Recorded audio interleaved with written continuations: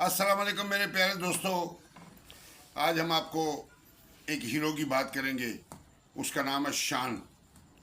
हमारे पाकिस्तान का सुपरस्टार है शान साहब। दो फनकारों का बेटा है। उसका बाप का नाम है रियाज शाहिद, राइटर डायरेक्टर। अपने वक्त में बड़ी खूबसूरत फिल्में लिखी हैं और बड़ा खूबसूरत इंसान था। रियाज शाहिद साहब बड़ा अच्छा इंसान था और तगड़ी फिल्में लिखी हैं। उसके बाद उनकी वालदा का नाम है नीलो बेगम। ये दोनों इस दुनिया में नहीं है। अल्लाह इन्हें जन्नत में आला मकाम दे, हमारी दुआएं हैं। शान साहब जब जवान हुए तो इसकी वालदा ने एक डायरेक्टर से बात की कि मेरा बेटा जवान हो गया है, उसे देखो, उसे हीरो लो। उस डायरेक्टर का नाम था जावेद फाजिल साहब, फौत हो गए हैं। उन्होंने कहा मुझे अपना बेटा दिखाएं। नीलो बेगम ने अपना बेटा दिखाया। बेटा बड़ा खूबसूरत था। शान अपनी जवानी में बड़ा खूबसूरत था। उसने देखते ही सिलेक्ट कर लिया कि मैंने इसको हीरो लेना है। हीरो हो गया। उसके साथ हीरोइन आ गई रीमा। फिल्म शुरू होगी बुलंदी। बुलंदी फिल्म शुरू होगी, बनती रही बनती रही बनती रही। जब तैयार हुई, फिल्म लगी तो फिल्म सुपर हिट होगी। फिल्म सुपर हिट होगी। शान साहब की पहली फिल्म। उसमें ये गुड लक होती है कि हीरो की पहली फिल्म सुपर हिट हो जाए ना तो उसकी गुड लक होती है। हीरोइन की भी पहली फिल्म सुपर हिट हो जाए तो उसकी गुड लक होती है। उसके बाद शान साहब को खासी फिल्में मिल गई। शान साहब ने कोई 10-12 साल फिल्म इंडस्ट्री पे राज किया। सुल्तान रही साहब भी जिंदा थे। ये भी चल रहा था, वो भी चल रहा था। दोनों हीरो चल रहे थे। सुल्तान रही साहब के साथ शान साहब ने 2 फिल्में की हैं। उसके बाद उसकी वालदा ने समझा दिया था कि शान साहब तुमने सुल्तान रही के साथ काम नहीं करना, क्योंकि वो बहुत बड़ा हीरो है, वो तुम्हें खा जाएगा। ये बात उसकी समझ में आ गई। उसने फिर सुल्तान रही साहब के साथ कोई फिल्म नहीं की। एक फिल्म बन रही थी चकोरी।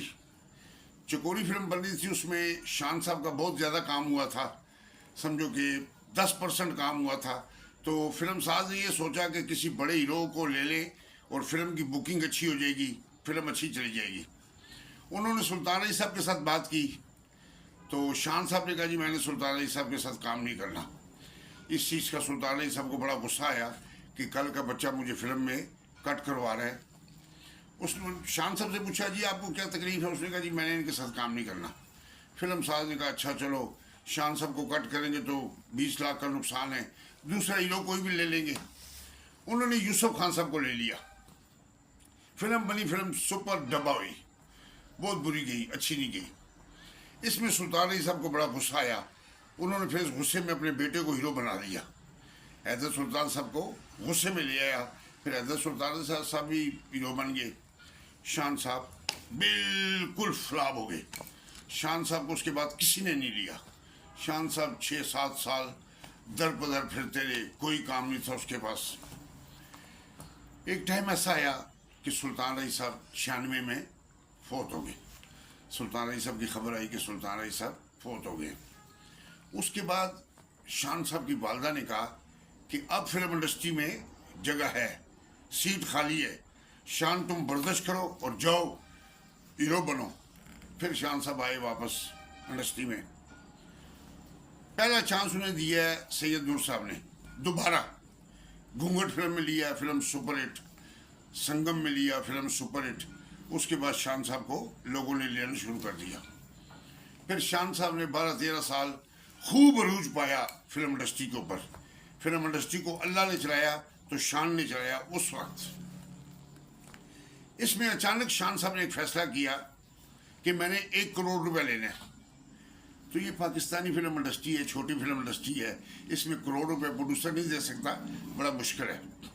जो प्रोड्यूसर शान साहब के घर जाता था, शान साहब कहता था कि मैं तो 1 करोड़ रुपए लूंगा, वो बेचारा मायूस होकर वापस आ जाता था। स्टूडियो में आके बताता था कि जी हीरो करोड़ रुपए मांग रहे हैं। बस फिर सारे खामोश हो गए। जो भी प्रोड्यूसर जाता था शान साहब यही कहते थे। करते करते इस बात को 12 साल हो गए जनाब कि शान साहब काम नहीं कर रहा, बिल्कुल नहीं कर रहा। एज ए डायरेक्टर उन्होंने फिल्में बनाई हैं, 6 फिल्में बनाई हैं शान साहब ने। पहली फिल्म थी गन एंड रोजेस, फिर डाकू, फिर मुझे चांद चाहिए, फिर मूसा खान, फिर जिले शाह, फिर उसके बाद पुत्र हमायूं गुजर दा, फिर एक फिल्म अभी बना रहे हैं उर्दू, बहुत बड़े बजट की। शान साहब बहुत अच्छा अदाकार है, इसमें कोई शक नहीं है, लेकिन इंसान की अपनी मर्जी है, वो नहीं करना चाह रहा फिल्म इंडस्ट्री में काम, पैसे ज़्यादा मांग रहे हैं, ये लोग दे नहीं सकते। इस वजह से फिल्म इंडस्ट्री इस टाइम ज़रा ज़वाल में है। तो आपने दुआ करनी है कि फिल्म इंडस्ट्री फिर दोबारा चले। तो शान साहब बेस्ट हीरो है, एक नंबर का हीरो है। दिलीप कुमार साहब को निकाल के ना तो इंडिया में चला जाए तो उसके सामने कोई हीरो नहीं खड़ा हो सकता, कोई भी हीरो शान साहब के सामने नहीं खड़ा हो सकता, इतना अच्छा अदाकार है। लेकिन बस अपनी मर्जी का मालिक है, वो नहीं करना चाह रहा। तो ये है शान साहब की कहानी जनाब। बहुत शुक्रिया। इंशाल्लाह फिर नेक्स्ट टाइम किसी नई हीरो की कहानी लेके आपके पास हाजिर हो जाएंगे। अस्सलाम वालेकुम।